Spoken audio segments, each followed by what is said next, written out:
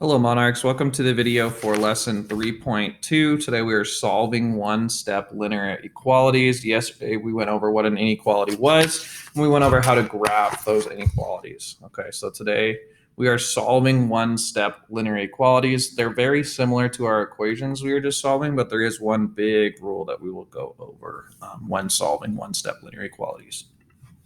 Okay. So just like for one-step equations, one-step inequalities only require us to do one thing in order to get our variable by itself. Okay, so these are one-step linear inequalities.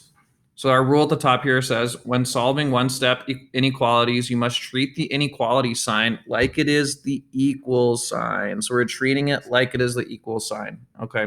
The variable must still be isolated, so we still have to get the variable by itself through addition, subtraction, multiplication, and division, right? So we're still going to do the opposite operation to move things across the inequality sign to get our variable by itself or isolated, okay? So here's our rule that we learned yesterday. It's an open circle for greater than or less than. They do not have the line underneath them, right? And then there's a closed circle for less than or equal to or greater than or equal to because they have the line underneath them. They have that little or equal to line underneath them, so it is a closed circle, okay? Okay, this is our big rule for this whole lesson is in this box right here, okay? Excuse me. It says, solving inequalities is similar to solving equations. Remember, when multiplying or dividing by a negative, we flip the inequality. So this is the most important part of this lesson. And that means that when we divide or multiply by a negative on both sides of the inequality sign, we're going to have to flip that sign the other way. So if it was a less than or equal to, we have to make it a greater than or equal to. If it was a less than, greater than, less than. So we just have to make it the opposite sign. Okay, that's our big rule for this lesson. So let's take a look at example 1. It says, after solving for x, you can graph your inequality on the number line below, dot above the number that x is equal to. So we're going to do a dot above the number x is equal to, and then we will figure out which way our arrow goes and if we are doing an open or a closed circle, okay? So this says solve for x. We have x plus 7 is less than or equal to -4. Okay, I'm going to draw my line straight down, just like I normally would for any of these problems. Okay, so this we're treating as an equals sign. Okay, so if this was x plus 7 equals -4, this is what we would do as well. So the whole objective here is to get our variable by itself, to isolate our variable on one side of the inequality sign.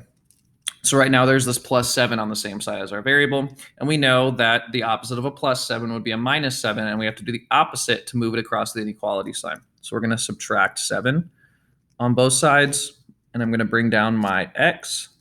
I'm left with x is less than or equal to -4 minus 7 is actually -11. And -11 is way over here. It's actually not on that number line, but there is a little mark for us. So we have x is less than or equal to -11. So I know I'm going to go to -11, and I'm going to put a dot above it, but I want to know if it's an open circle or a closed circle. So I go up to my little chart and I see it does have the line underneath it, right? It is less than or equal to. So it's going to be a closed dot above 11. Okay, then I need to figure out which way I want my arrow to point. So I look at my sign, and if I were to draw a tail off this way, my arrow would be pointing to the left. So I know my arrow has to go to the left. Okay, so that's how you graph x is less than or equal to -11. Okay. Let's take a look at example 2. We are solving for x again. So I'm going to draw my line straight down underneath my inequality sign.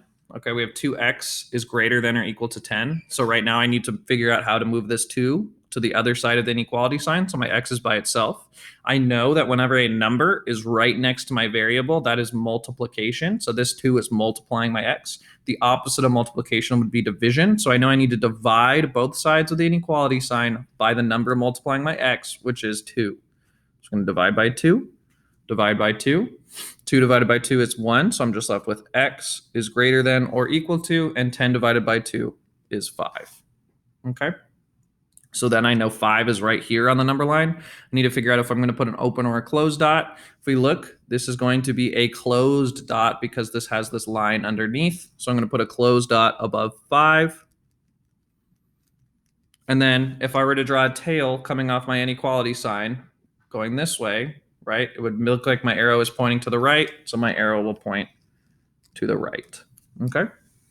Stay tuned for the second video for lesson